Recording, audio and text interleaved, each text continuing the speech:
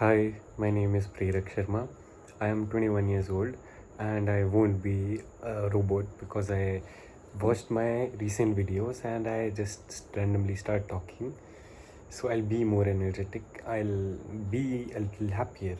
I'll have a smiley face. My mom said that why do I not smile in the videos? So I've decided to be on a little jolly mood. So coming back to the video now, why should you listen to a guy in his room wearing spectacles? So guys, I'm on a journey of transforming myself in the next 2 years. The initial step that I want to take in this journey is to improve my communication skills. Communication skills is the way I talk, the way I articulate my thoughts, the way I present them in front of everybody, and the way I look at myself from a third perspective. So all of these aspects are going to be covered in these videos. The format of these videos keeps on changing as I keep on learning more things.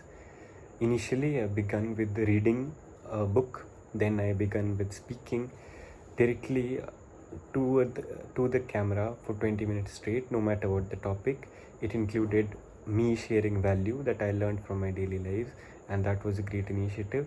After that I realized that this activity or this challenge that I'm doing is influencing my real life, because in real life I have to be very specific with what I say. I can't just keep on blabbering whatever that comes to my mind, although it might have value, but only specific clear-cut things in real life makes sense. So to get more clarity, I've decided to read more, and I also have an initiative coming up. So to make sure that the initiative which I have in mind comes to life, I have this challenge in front of me. The challenge is to read the first 3 chapters of Bhagavad Gita. I began yesterday with this challenge, and yesterday only I reached the 11th page of the introduction. This introduction is 33 pages long, so it will take much time. I'll try to at least complete the introduction today. Let's see where it goes. I have decided not to use a pencil while reading the Bhagavad Gita, because this is the Lord's message, and no scribbling or no anything that destroys the beauty of the text should not be done. So I've decided not to use any pencils, and I'll start reading the introduction now. If you want to stay, you can stay, because this is the Lord's grace. Even if you keep a phone or your device on standby and just listen to what I'm saying, it will create huge benefits to you, and for me it's anyways creating more benefits. So it's your call to continue. Now from now on it will totally be me reciting what I'm reading. Thank you so much if you have watched till now, and let's continue forward. So first of all, he makes a determination to act in a certain way, and then he's entangled in the acts and reactions of his own karma. After giving up one type of body, he enters another type of body. As we put on and take off old clothes, as the soul thus migrates, he suffers the actions and reactions of his past activities. These activities can be changed when the living being is in the mood of goodness, insanity, and understands what sort of activities he should adopt. If he does so,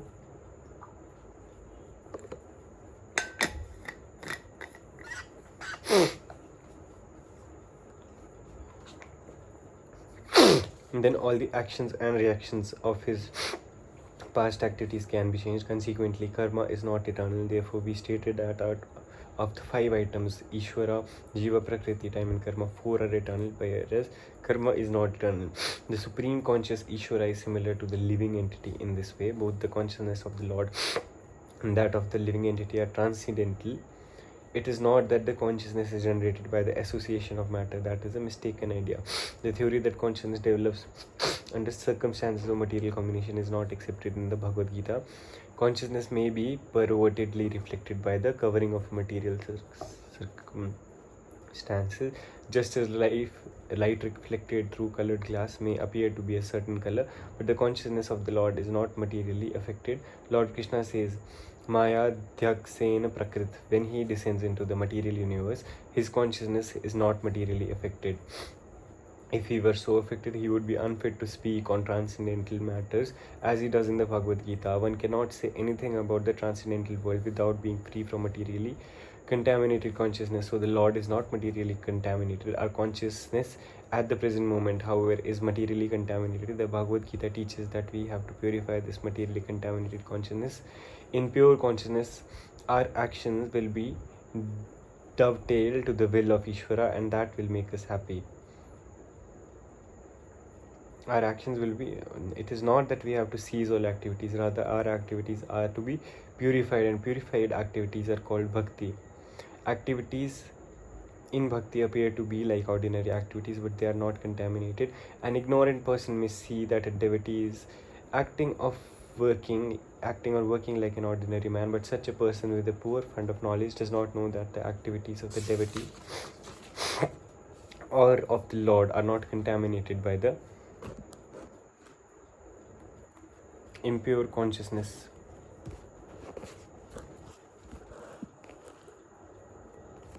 Are not contaminated by the impure consciousness or matter. They are transcendental to the three modes of nature. We should know, however, that at this point our consciousness is contaminated. When we are materially contaminated, we are called conditioned. False consciousness is exhibited under the impression that I am a product of material nature. This is called false ego. One who is absorbed in the thought of bodily conceptions cannot understand his situation. When we are materially contaminated, we are called conditioned. False consciousness is exhibited under the impression that I am a product of material nature. This is called false ego. One who is absorbed in the thought of bodily conceptions cannot understand his situation. Bhagavad Gita was spoken to liberate one from the bodily conception of life, and Arjuna put himself in this position in order to receive this information from the Lord. One must become free from the bodily conception of life. That is the preliminary activity for the transcendentalist. One who wants to become free, who wants to become liberated, must first of all learn that he is not this material body. Mukti or liberation means freedom from material consciousness. In the Srimad Bhagavatam, also the definition of liberation is given. Wants to become liberated must first of all learn that he is not the material body. Mukti means freedom from material consciousness or liberation. In the Srimad Bhagavatam also the definition of liberation is given. Mukti means liberation from the contaminated consciousness of this material world and situation in pure consciousness. Mukti is not the escape from birth and death of life. Mukti means liberation from the contaminated consciousness of this material world and being situated in situation. Liberation from contaminated consciousness and situation in pure consciousness. All the instructions of Bhagavad Gita are intended to awaken this pure consciousness. And therefore, we find at the last stage of the Gita's instruction that Krishna is asking Arjuna whether he is now in purified consciousness. Purified consciousness means acting in accordance with the instructions of the Lord. This is the whole sum and substance of purified consciousness. Consciousness is already there because we are part and parcel of the Lord, but for us there is the affinity of being affected by the inferior modes. But the Lord, being the Supreme, is never affected. That is the difference between the Supreme Lord and the conditioned souls. But the Lord, being the Supreme, is never affected. That is the difference between the Supreme Lord and the conditioned souls. But the Lord, being the Supreme, is already there because we are part and parcel of the Lord, as there is the affinity of being affected by the inferior modes. But the Lord, being the Supreme, is never affected. That is the difference between the Supreme Lord and the conditioned souls. What is this consciousness? This consciousness is I am. Then what am I? In contaminated consciousness, I am means I am the Lord of all I survey. I am the enjoyer. The world revolves because every living being, material thing, that he is the Lord and the Creator. Purified consciousness means acting in accordance with the instructions of the Lord. This is the whole sum and substance of purified consciousness. Consciousness is already there because we are part and parcel of the Lord, but for us there is the affinity of being affected by the inferior modes. But the Lord, being the Supreme, is never affected. That is the difference between the Supreme Lord and the conditioned souls. What is this consciousness? This consciousness is I am. Then what am I? In contaminated consciousness, I am. It is this consciousness, I am. Then what am I? incontaminated consciousness. I am means I am the Lord of all, I serve, I am the enjoyer. The world revolves because every living being thinks that he is the Lord and creator of the material world. Material consciousness has two psychic divisions. One is that I am the creator, and the other is that I am the enjoyer. But actually the Supreme Lord is both the creator and the enjoyer, and the living entity, being part and parcel of the Supreme Lord, is neither the creator nor the enjoyer, but a cooperator. He is the creator and the enjoyed. For instance, a part of a machine cooperates with the whole machine, a part of the body cooperates with the whole body. The hands, feet, eyes, legs, and so on, all parts of the body, but they are not actually the enjoyers. The stomach is the enjoyer. The legs move, the hands supply food, the teeth chew, and all parts of the body are engaged in satisfying the stomach, because the stomach is the principal factor that nourishes the body's organization. Therefore, everything is given to the stomach. One nourishes the tree by watering its root, and one nourishes the body by feeding the stomach. For if the body is to be kept in a healthy state, then the parts of the body must cooperate to feed the stomach. Similarly, the Supreme Lord is the enjoyer and the creator, and we, as subordinate living beings, are meant to cooperate to satisfy him. This cooperation will actually help us, just as food taken by the stomach will help all other parts of the body. If the fingers of the hand think that they should take the food themselves instead of giving it to the stomach, then they will be frustrated. The central figure of creation and of enjoyment is the Supreme Lord, and the living entities are cooperators. By cooperation they enjoy. The relation is also like that of the master and the servant. If the master is fully satisfied, then the servant is satisfied. Similarly, the Supreme Lord should be satisfied, although the tendency to become the creator and the tendency to enjoy the material world are there also in the living entities, because these tendencies are there in the Supreme Lord who has created the manifested cosmic world. This was a great concept. Just as my hands, these limbs, my mouth, my nose, my legs, I have these body parts. These are not there independently, because this whole body exists as a whole. They all are there. And what is their purpose?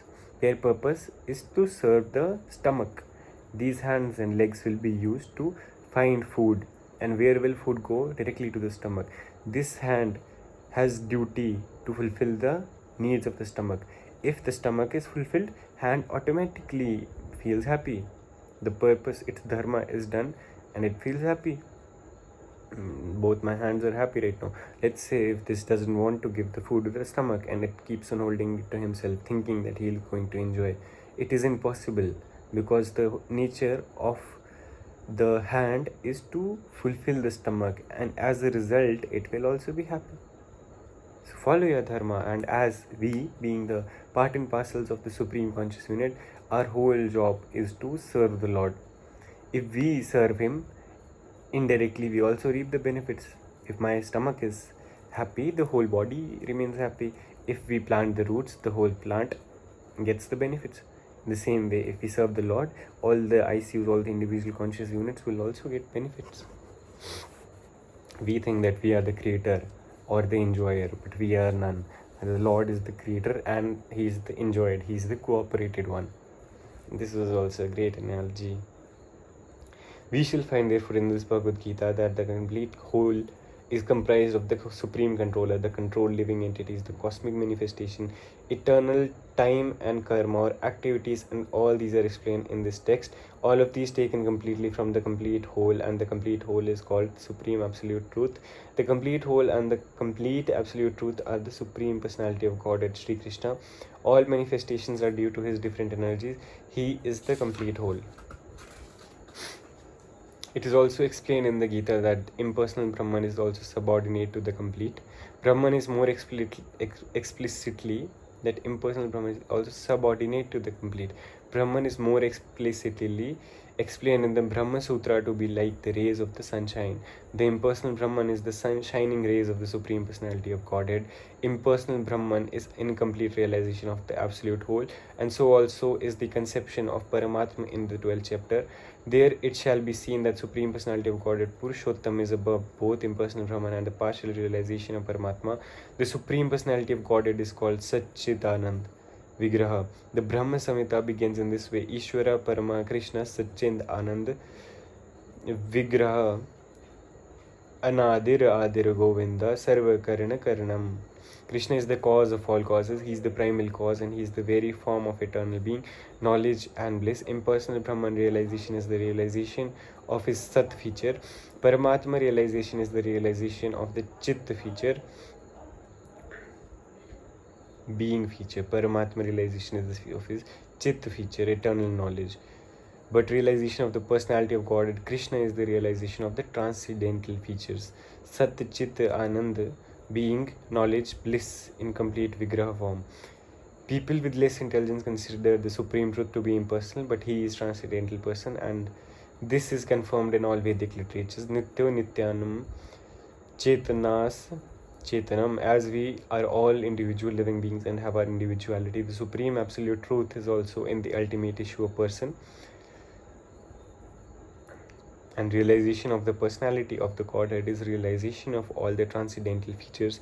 The complete whole is not formless. If he is formless, or if he is less than any other thing, then he cannot be the complete whole. The complete whole must have everything within our experience and beyond our experience, otherwise it cannot be complete.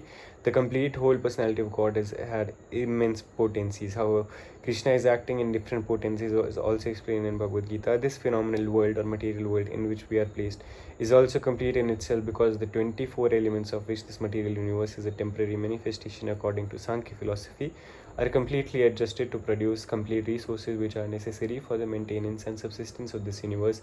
There is nothing extraneous, nor is there anything needed. This manifestation has its own time, fixed by the energy of the supreme whole. Krishna is acting in different potencies is also explained in Bhagavad Gita. This phenomenal world or material world in which we are placed is also complete in itself, because the 24 elements of which this material universe is a temporary manifestation according to Sankhya philosophy are completely adjusted to produce complete resources which are necessary. This phenomenal world or material world in which we are placed is also complete in itself, because the 24 elements of which this material universe is a temporary manifestation according to Sankhya philosophy are completely adjusted to produce complete resources which are necessary for the maintenance and subsistence of the universe. There is nothing extraneous, nor is there anything needed. This manifestation has its own time fixed by the energy of the supreme whole, and when its time is complete, these temporary manifestations will be annihilated by the complete arrangement of the complete. There is complete facility for the small complete units, namely the living entities, to realize the complete, and all sorts of incompleteness are experienced due to incomplete knowledge of the complete.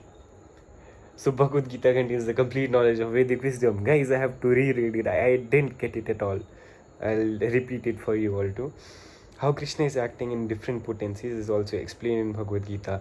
This phenomenal world or material world in which we are placed is also complete in itself, because the 24 elements of which this material world, material universe is a temporary manifestation. So a question, ChatGPT, please interpret it, okay?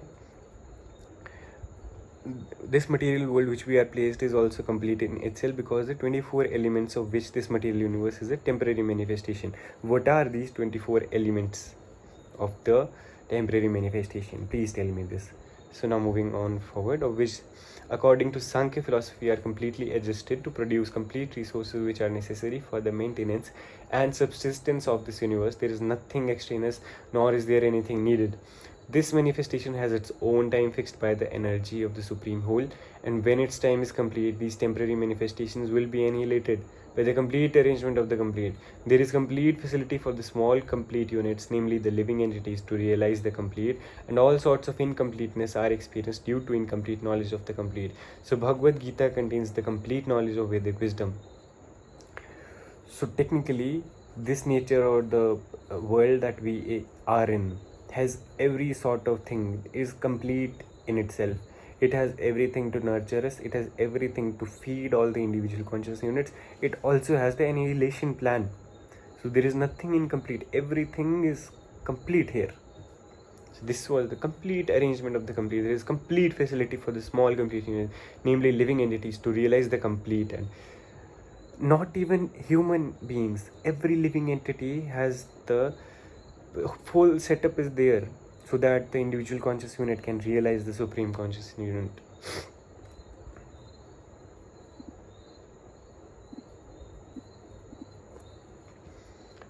Also, so Bhagavad Gita contains the complete knowledge of Vedic wisdom. All Vedic knowledge is infallible, and Hindus accept Vedic knowledge to be complete and infallible. For example, cow dung is the stool of an animal, and according to Smriti or Vedic injunction, if one touches the stool of an animal, he has to take a bath to purify himself. But in the Vedic scriptures, Cow dung is considered to be a purifying agent. One might consider this to be contradictory, but it is accepted because it is Vedic injunction, and indeed by accepting this one will not commit a mistake. Subsequently, it has been proved by modern science that cow dung contains all antiseptic properties. So Vedic knowledge is complete because it is above all doubts and mistakes, and Bhagavad Gita is the essence of all Vedic knowledge.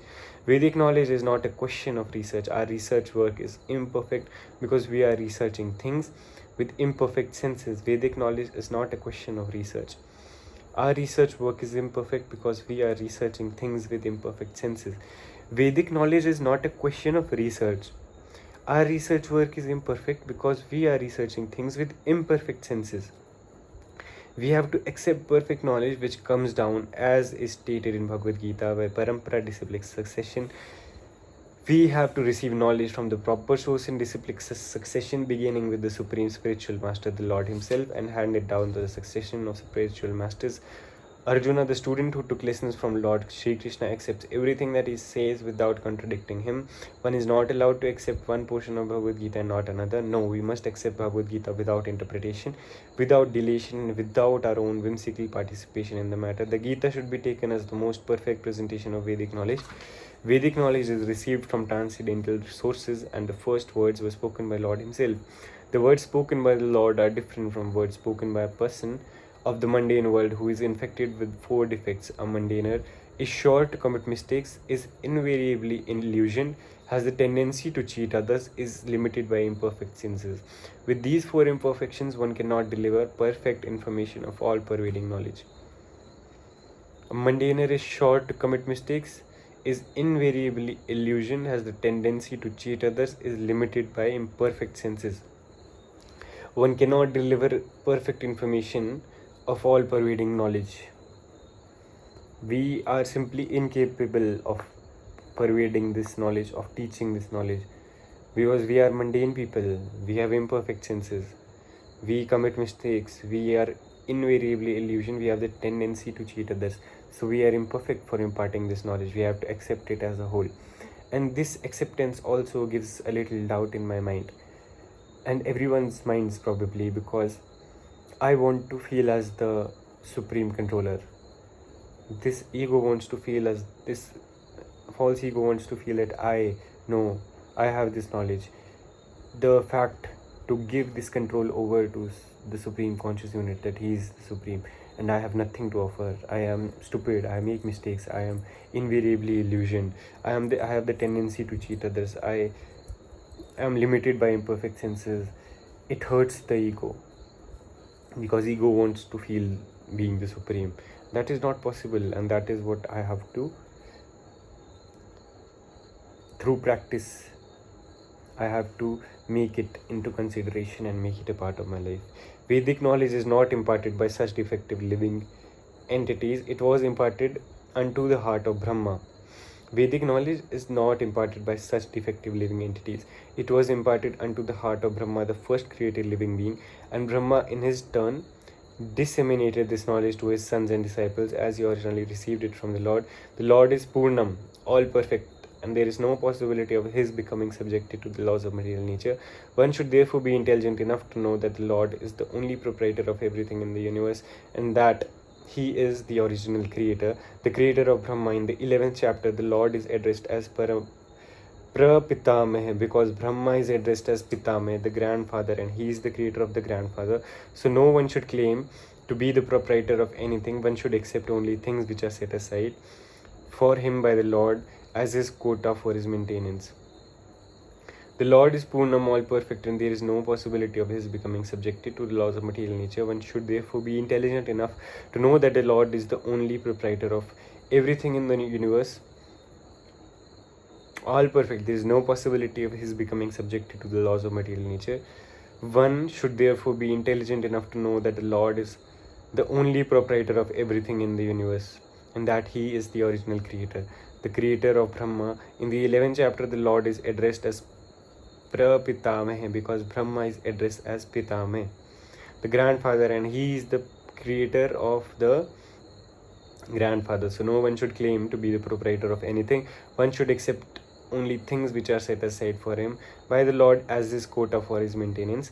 There are many examples given of how we are to utilize those things which are set aside for us by the Lord. This is also explained in Bhagavad Gita. In the beginning, Arjuna decided that he should not fight in the battle of Kurukshetra. This was his own decision. Arjuna told the Lord that it was not possible for him to enjoy the kingdom after killing his own kinsmen. This decision was based on the body because he was thinking that the body was himself and that his bodily relations or expansions were his brothers, nephews, brother-in-laws, grandfathers, and so on. He was thinking in this way to satisfy his bodily demands. Bhagavad Gita was spoken by the Lord just to change this view, and at the end, Krishna decides to fight under the directions of the Lord. This was his own decision. There are many examples given how we utilize these things which are set aside for us by the Lord. This is also explained in Bhagavad Gita. In the beginning, Arjuna decided that he should not fight in the battle of Kurukshetra. This was his own decision. Arjuna told the Lord that it was not possible for him to enjoy the kingdom after killing his own kinsmen. This decision was based on the body because he was thinking that the body was himself and that his body relations or expansions were his brothers, nephews, brother-in-laws, grandfathers, and so on. He was thinking in this way to satisfy his bodily demands. Bhagavad Gita was spoken by the Lord just to change the view. This view, and at the end Arjuna decides to fight under the directions of the Lord when he says, Karishye vachanam tava, I shall act according to thy word. In this world, man is not meant to toil like hogs. He must be intelligent to realize the importance of human life. The importance of and refuse to act like an ordinary animal. A human being should realize the aim of his life, and this direction is given in all Vedic literatures. And the essence is given in Bhagavad Gita. Vedic literature is meant for human beings, not for animals. Animals can kill other living animals and there is no question of sin on their part. But if a man kills an animal for the satisfaction of his uncontrolled taste, he must be responsible for breaking the laws of nature. In the Bhagavad Gita, it is clearly explained that there are three kinds of activities according to the different modes of nature. The activities of goodness, of passion, and of ignorance. That there are three kinds of activities according to the different modes of nature: the activities of goodness, of passion, and of ignorance. Similarly, there are three kinds of eatables also: eatables in goodness, passion, and ignorance. All of this is clearly described, and if we properly utilize the instructions of Bhagavad Gita, then our whole life will become purified, and ultimately we will be able to reach the destination which is beyond this material sky.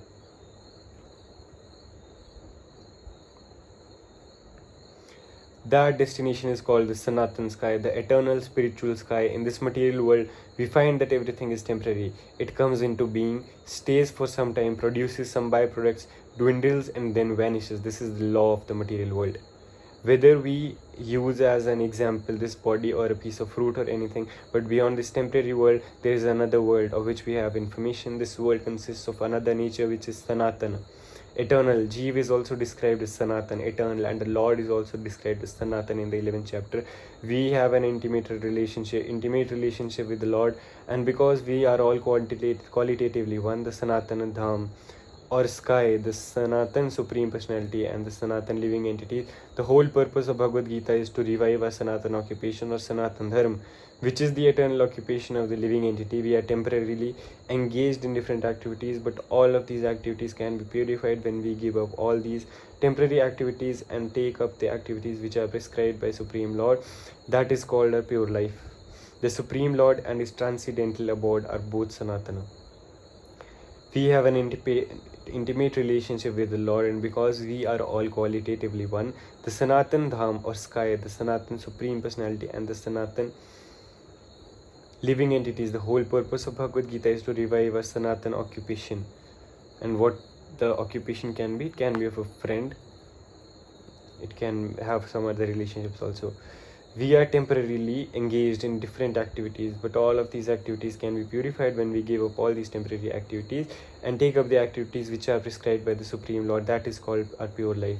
The Supreme Lord and his transcendental serve, we just have to serve him. The Supreme Lord and his transcendental abode are both Sanatana, as are the living entities, and the combined association of the Supreme Lord and the living entities in the Sanatana abode is the perfection of human life. Supreme Lord and his transcendental abode are both Sanatana, as are the living entities, and the combined association of the Supreme Lord and the living entities in the Sanatana abode is the perfection of human life. The Lord is very kind to the living entities because they are his sons. Lord Krishna declares in Bhagavad Gita, Sarva Yoniso Aham Bij Pradapita. I am the father of all. Of course, there are all types of living entities according to their varnak, various karmas, but here the Lord claims that he is the father of all of them. Therefore, the Lord descends to reclaim all of these fallen conditioned souls, to call them back to the Sanatan eternal sky, so that the Sanatan living entities may regain their eternal Sanatan positions in eternal association with the Lord. The Lord comes himself in different incarnations, or he sends his confidential servants as sons, or his associates or acharyas to reclaim the conditioned souls. Therefore, Sanatan Dharma does not refer to any sectarian process of religion. It is the eternal function of the eternal living entities in relationship with the eternal Supreme Lord. Sanatan Dharma refers, as stated previously, to the eternal occupation of the living entity. Stated previously to the eternal occupation. What is my Sanatan Dharma? Eternal duty. My eternal duty is my occupation that I have with the Lord. And it has to be revived. How can it be revived? That I have to know what my eternal occupation with Lord is. Ramanujacharya has explained the word Sanatan as that which is neither beginning nor end. So when we speak of Sanatan Dharma, we must take it for granted on the authority of Sri Ramanujacharya that it has neither beginning nor end. Rama has explained the word Sanatan as that which is neither nor beginning. So when we speak of Sanatan Dharma, we must take it for granted on the authority of Sri Ramanujacharya that it has neither beginning nor end. The word religion is a little different from Sanatan Dharma. Religion conveys the idea of faith, and faith may change. One may have faith in particular process, and he may change this faith and adopt another, but Sanatan Dharma refers to that activity which cannot be changed. For instance, liquidity cannot be taken from water, nor can heat be taken from fire. Similarly, the eternal function of the eternal living entity cannot be taken from the living entity. Sanatan Dharma is eternally integral with the living entity. When we speak of Sanatan Dharma, therefore, we must take it for granted that in the authority of Sri Ramanujacharya that it is neither beginning nor end. That which is neither end nor beginning must not be sectarian, for it cannot be limited by any boundaries. Yet those belonging to some sectarian faith will wrongly consider that Sanatan Dharma is also sectarian. But if we go deeply into the matter and consider it in the light of modern science, it is possible for us to see that Sanatan Dharma is the business of all the people of the world, nay, of all living entities of the universe.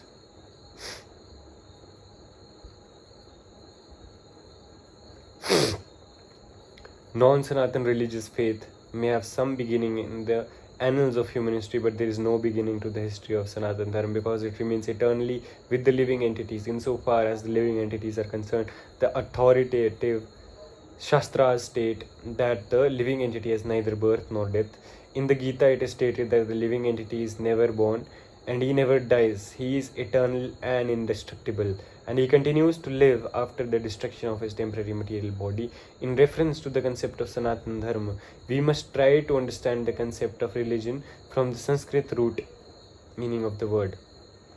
Non-Sanatan religion may have some beginning in the annals of human history, but there is no beginning to the history of Sanatan Dharma, because it remains eternally with the living entities. Insofar as the living entities are concerned, the authoritative Shastra state that the living entity has neither birth nor death. In the Gita, it is stated that the living entity is never born and he never dies. He is eternal and indestructible, and he continues to live after the destruction of his temporary material body. Living entity is never born and he never dies. He is eternal and indestructible of his temporary material body. In reference to the concept of Sanatan Dharma, we must try to understand the concept of religion from the Sanskrit root meaning of the word. Dharma refers to that which is constantly existing with the particular object. That constantly exists with the particular object. We conclude that there is heat and light along with fire. Without heat and light, there is no meaning to the word fire. Similarly, we must discover the essential part of the living being. That part is his constant companion. That constant companion is his eternal quality, and that eternal quality is his eternal religion. So one more question popped in my mind. So ChatGPT, keep this question in notice. So dharma refers to that which is constantly existing with the particular object. In the case of fire, light and heat are associated with fire. So it is the dharma of fire to be associated with heat and light. It is the eternal relation, eternal dharma of fire to have heat and light with it. So what is my dharma? Eternally my dharma is serving the Lord. But here, if I don't have that realization right now, what is my dharma? To remember the Lord or what? And sir, as you are living this life with more, better realization and understanding, what is your eternal dharma? What is the thing that exists with you, which is constantly existing with you? So please enlighten me with this stuff. And now moving on to the next paragraph. That constant companion is his eternal quality, and that eternal quality is his eternal religion. When Sanatan Goswami asked Sri Chaitanya Mahaprabhu about the Swarupa of every living being, the Lord replied that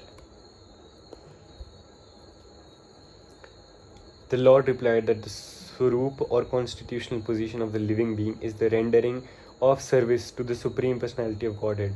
When Sanatan Goswami asked Sri Chaitanya Mahaprabhu about the Swarup of every living being, the Lord replied that the Swarup or constitutional position of the living being is the rendering of service to the Supreme Personality of Godhead.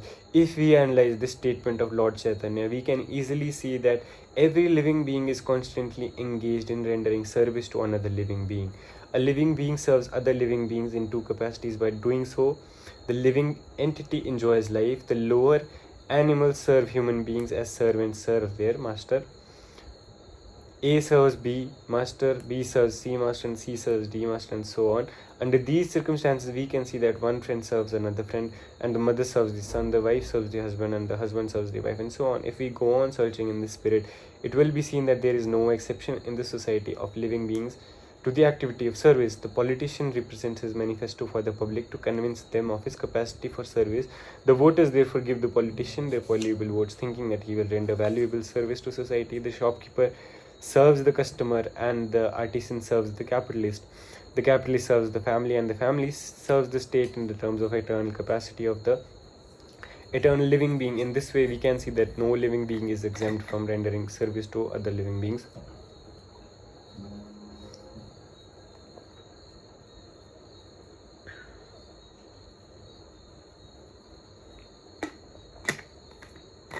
Therefore, we can safely conclude that service is the constant companion of the living being, and that the rendering of service is the eternal religion of the living being.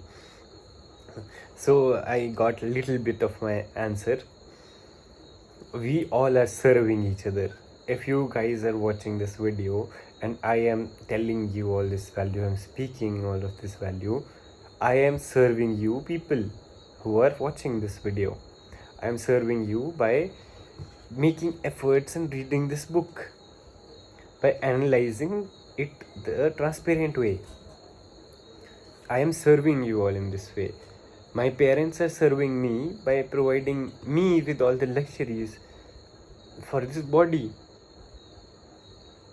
The fact that I am able to study with peace right now is totally because of my parents.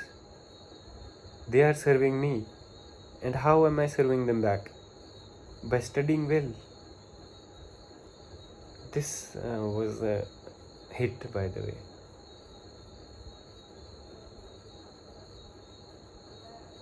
My parents are serving me with anything that they could, with literally every possible thing. What is my dharma? My dharma is to serve them back.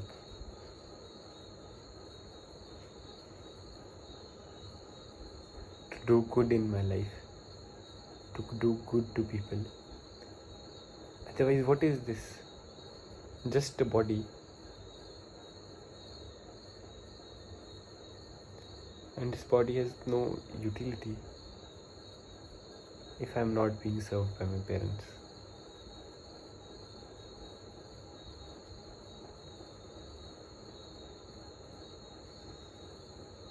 If I don't have spectacles on my face, I won't be able to see properly. If I'm not able to see properly, I can't even read. And the fact that I'm able to read right now is because my parents invested in my education. And the sattvic qualities which I have, they are being enhanced because my parents invested in my knowledge.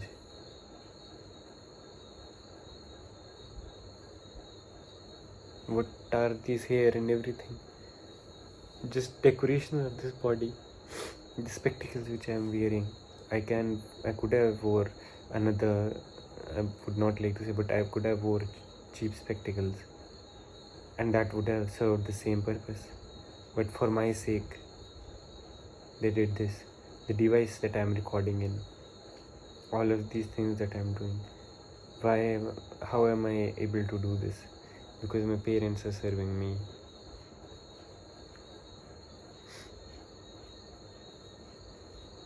And it is also the same for you all.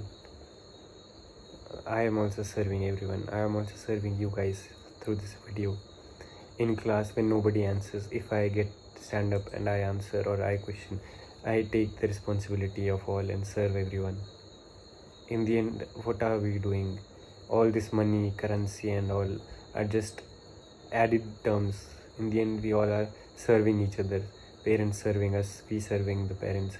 Teachers serving us, and teacher is getting served by us being present in the class. Everything is service based.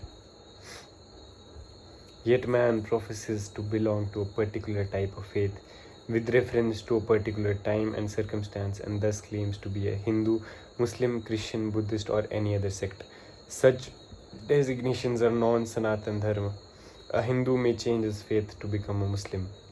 Yet man professes to belong to a particular type of faith with reference to particular time and circumstance, and thus claims to be a Hindu, Muslim, Christian, Buddhist or any other sect. Such designations are non-Sanatan Dharma. A Hindu may change its faith to become a Muslim may change his faith to become a Hindu, Christian may change his faith and so on, but in all circumstances the change of religious faith does not affect the eternal occupation of rendering service to others. The Hindu, Muslim or Christian in all circumstances is servant of someone. Thus, to profess a particular type of sect is not to profess one's Sanatan Dharma. The rendering of service is Sanatan Dharma. Factually, we are related to the Supreme Lord in the service. The Supreme Lord is the Supreme Enjoyer, and we living entities are His servitors. Factually, we are related to the Supreme Lord in service. The Supreme Lord is the Supreme Enjoyer, and we living entities are His servitors. Factually, we are related to the Supreme Lord in service. The Supreme Lord is the Supreme Enjoyer, and we living entities are His servitors. Factually, we are related to the Supreme Lord in service.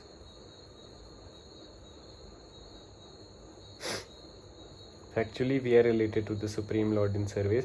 The Supreme Lord is the Supreme Enjoyer, and we living entities are His servitors. Factually, we are related to the Supreme Lord in the service. The Supreme Lord is the Supreme Enjoyer, and we living entities are His servitors. Factually, we are related to the Supreme Lord in service.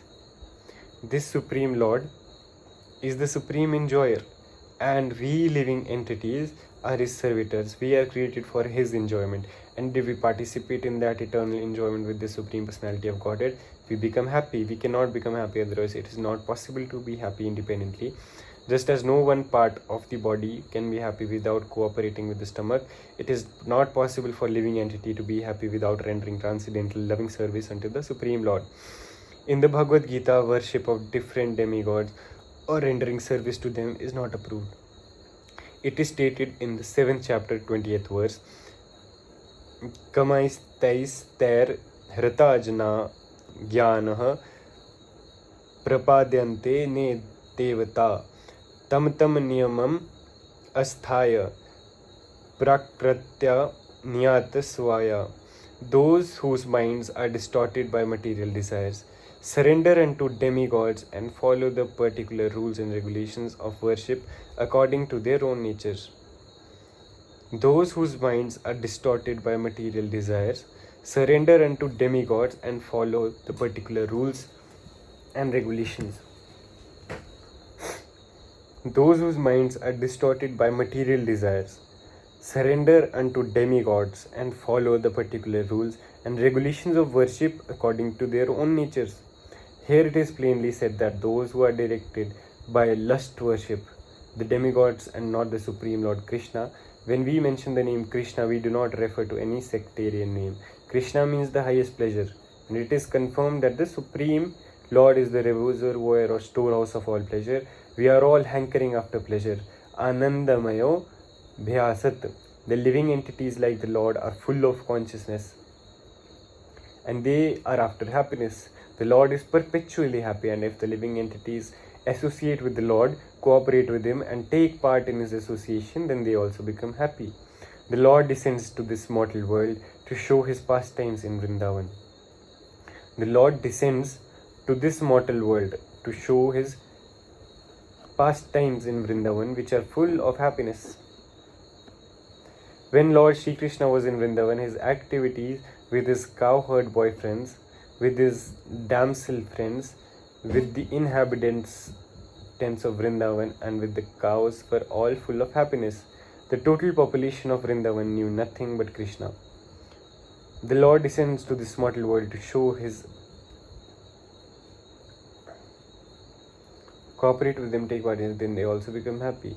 The Lord descends to His mortal world to show His pastimes in Vrindavan, which are full of happiness. When Lord Sri Krishna was in Vrindavan, his activities with his cowherd boyfriends, with his damsel friends. One more question that I have: why is the Krishna name?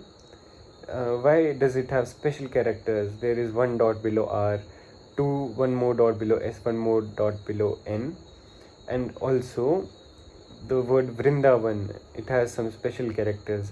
One dot below R and mustache above A. What is this for? ChatGPT, please note this question. The Lord descends to this mortal world to show His pastimes in Vrindavan, which are full of happiness. When Lord Sri Krishna was in Vrindavan, His activities with His cowherd boyfriends, with His damsel friends, with the inhabitants of Vrindavan, and with the cows were all full of happiness. The total population of Vrindavan knew nothing but Krishna, but Lord Krishna even discouraged His father Nanda Maharaj from worshipping. The total population of Vrindavan knew nothing but Krishna, but Lord Krishna even discouraged his father Nanda Maharaj from worshipping the demigod Indra, because he wanted to establish the fact that people need not worship any demigod. They need only worship the Supreme Lord, because their ultimate goal is to return to His abode. The abode of Lord Krishna is described in Bhagavad Gita, 15th chapter, 6th verse. Na tad bhashyate suryo na sasanko na pavaka yad gatva na nirvartante tad dhamma paramam mam. That abode of mine is not illumined by the sun or moon, nor by electricity. That abode of mine is not illumined by sun or moon, nor by electricity, and anyone who reaches it never comes back to this material world. This verse gives a description of that eternal sky. Of course, we have a material conception of the sky, and we think of it in relationship to the sun, moon, stars, and so on. But in this verse, the Lord states that in the eternal sky, there is no need for the sun, nor the moon, nor fire, or any kind, because the spiritual sky is already illuminated by the Brahma Jyoti, the rays emanating from the Supreme Lord. We are trying with difficulty to reach other planets, but it is not difficult to understand the abode of the Supreme Lord. This abode is referred to as Goloka.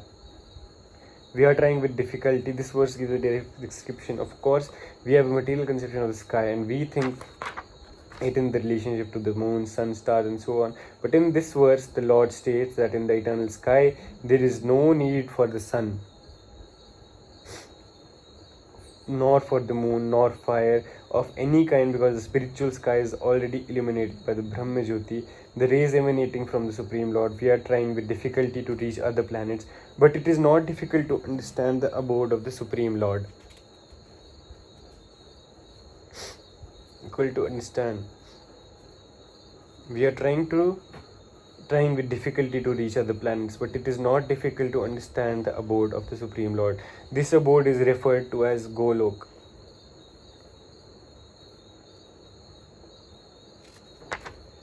In the Brahma Samhita, it is beautifully described. Goloka eva nivasati akhilatma bhuta. The Lord resides eternally in his abode Golok.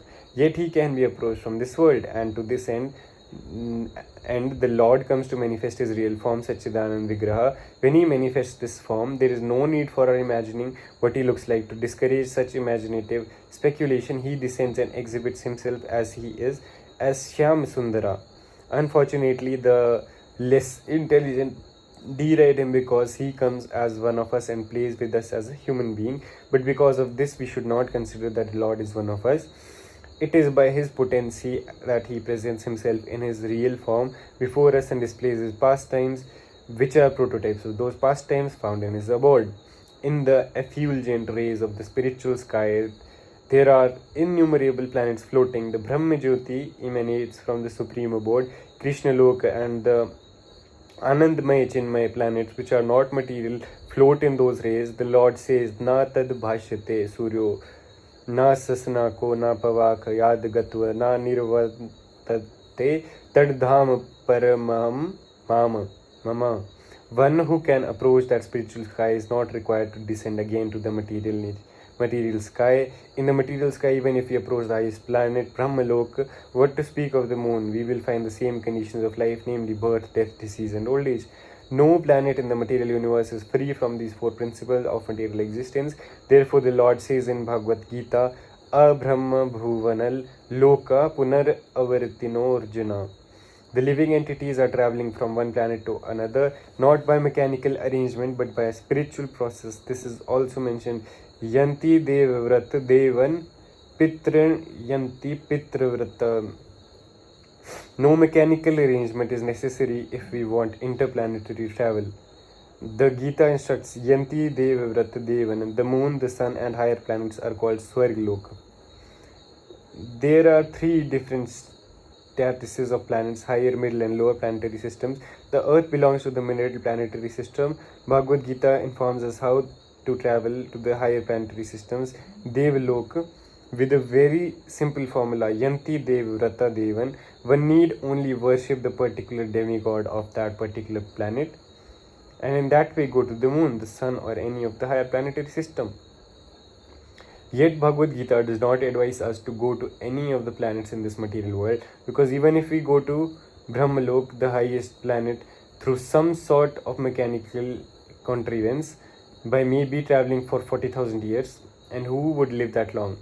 It does not advise us to go to any of the planets in this material, because even if we go to Brahmalok, the highest planet, through some sort of mechanical contrivance, by maybe traveling for 40,000 years, and who would live that long? We will still find the material inconveniences of birth, death, disease, and old age.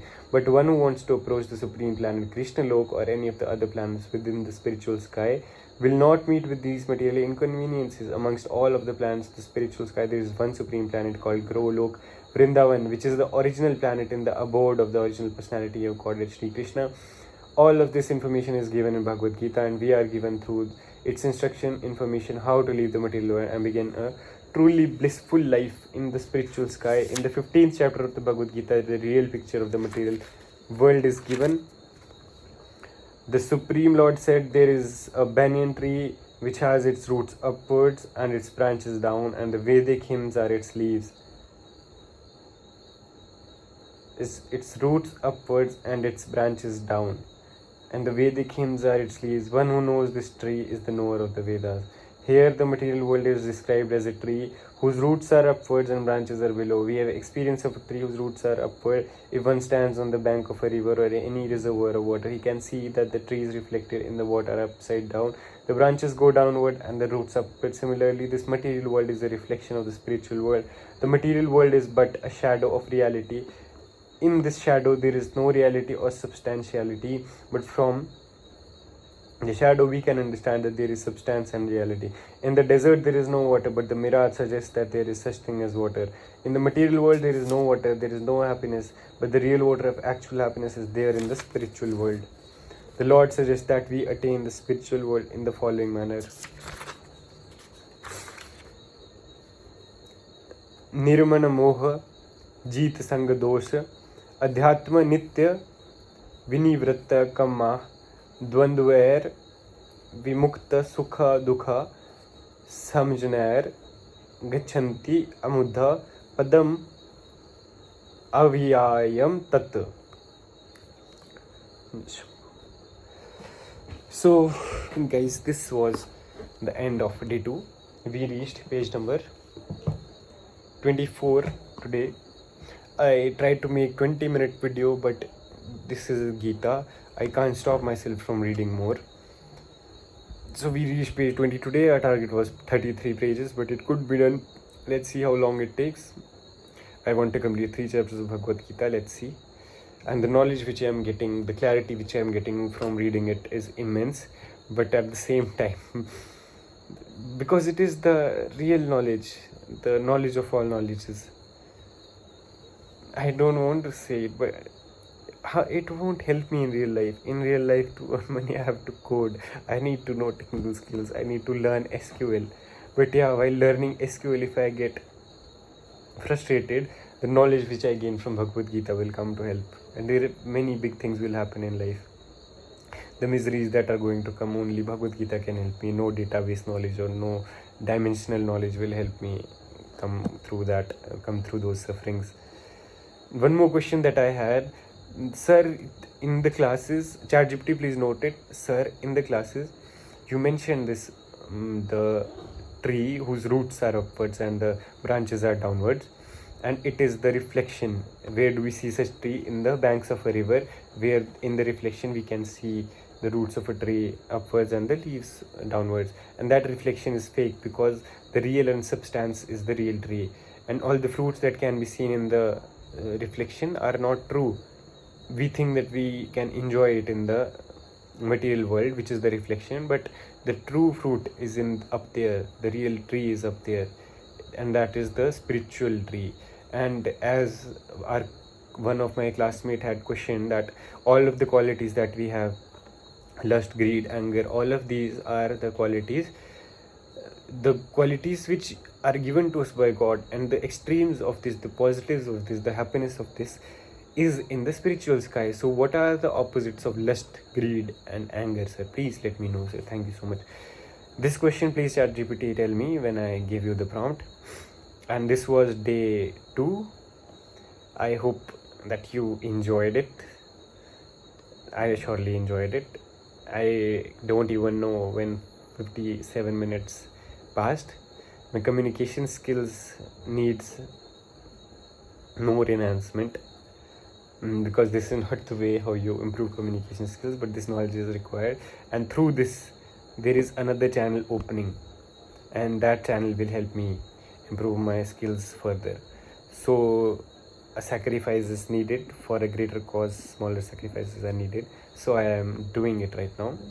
If you watched this video till the end, I really appreciate you all. Thank you so much. I hope you had a good time. I am here to serve you, and I'm serving you, and I'll keep on serving you. Do come daily. I will never disappoint you. Every day I'll upload such content. Thank you so much. If you are present till here, like this video, it helps me. You can serve a little bit to my purpose also. Comment below your insights, anything that you feel like that could help me, or anything that you felt that I did wrong, anything that you have in your head or mind. Comment below in your insights. If you have any questions, queries, you can either comment below or even contact me directly. My links to the personal accounts are attached in the description below. My Twitter, my LinkedIn and Instagram are given below. Do check out those accounts also, and please be happy and serve the Lord. I don't know what to say, but yeah, find out your true purpose, find out your true nature. In the end, that's the whole game. Let's see, we thrive for a better purpose. Let's see where we go. 2-year journey ahead. You all are here to witness it, witness my transformation. Keep up with me, follow me everywhere. Thank you so much. We'll meet tomorrow. Till then, signing off, Prerak Sharma.